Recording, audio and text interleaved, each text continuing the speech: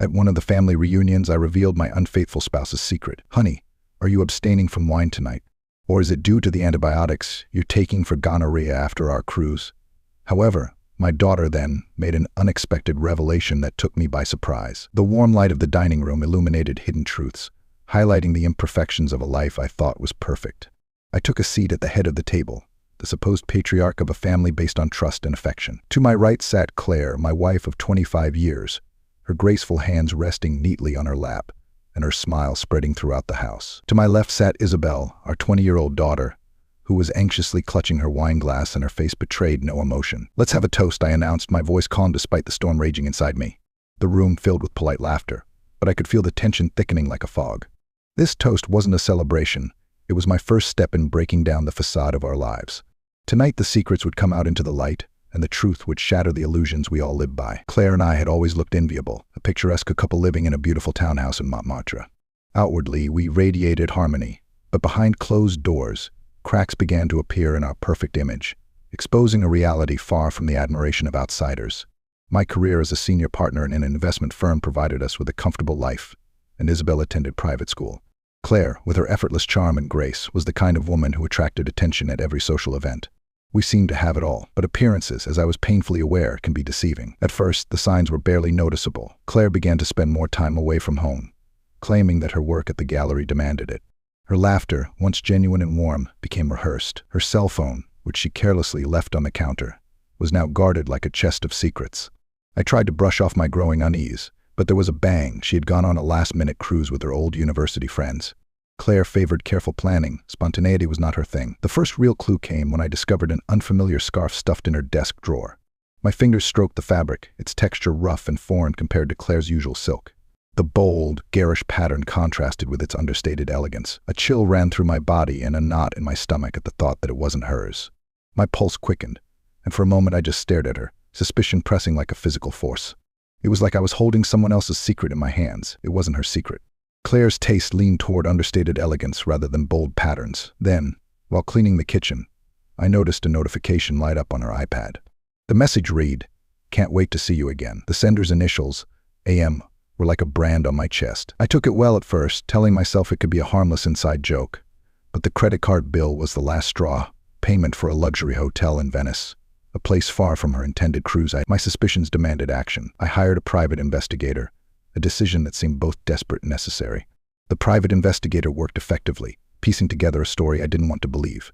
Claire was in Venice, not on a cruise. She was not with old friends, but with Alexander Mont, a French art dealer with a scandalous reputation. The photographs confirmed it.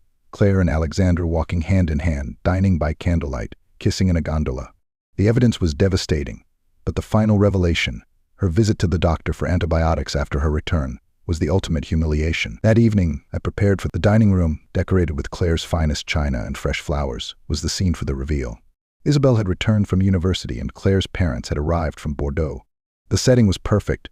A gathering meant to honor family was now the perfect backdrop to expose the betrayal. When the main course was served, I raised my glass. "To family," I began, my voice steady but strained.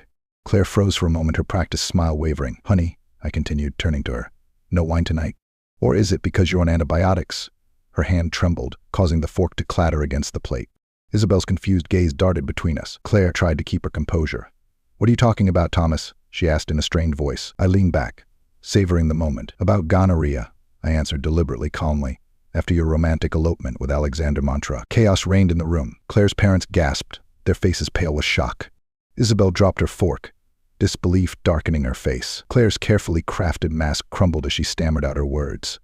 "Thomas, please. Not here." "Why not here?" objected I, raising my voice. "Isn't this the perfect place to discuss how my wife of 25 years betrayed me?" Tears streamed down Claire's face, and she dropped her head in her parents demanded answers, their voices merging into a cacophony of outrage. Then, cutting through the noise, came Isabel's voice. "Stop it," she shouted, her voice shaking. Rising abruptly, she pushed back her chair. "You're not the only one with secrets, Father." All eyes turned to her.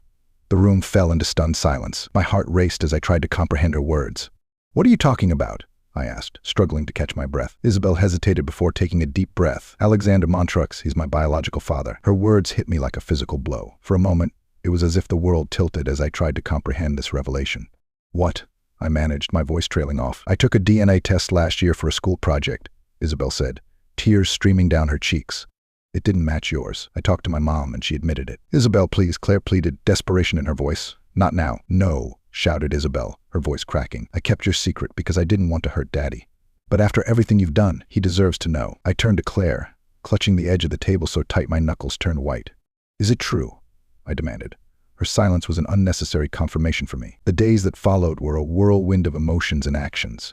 Rage bubbled within me, fueling my determination to destroy a life built on lies. Grief weighed heavily on me, seeping into quiet moments and reminding me of what I had lost. Determination, however, became my anchor. I meticulously gathered evidence for the divorce, reviewing financial statements and consulting with attorneys. Every step was a struggle between recognizing Claire's betrayal and shielding Isabel from the consequences. The emotional conflict gnawed at me. How could I protect my daughter by revealing the truth about her mother's actions? Those days weren't just a blur. They became a crucible that defined the path I had to take to regain my dignity and rebuild my life. I filed for divorce, making sure that Claire's infidelity and exposure of paternity took center stage in the proceedings. I cut off her financial support and sent incriminating evidence to Alexander, forcing him out of our lives. A few months later, I stood in my new garden, the scent of fall leaves wafting in the crisp air. Isabel sat beside me, cupping her hands around a mug of steaming tea. You're still my father, she said quietly. Her words, simple yet profound, stomped on my broken heart. Though betrayal had shattered my life, Isabel's loyalty remained unwavering. As the sun dipped below the horizon, I whispered to myself, from the ashes of deception, I have rebuilt a life in truth. Betrayal can break you, but it can also set you free. Subscribe to the channel, and don't forget to comment. It motivates me to create new interesting stories. See you soon.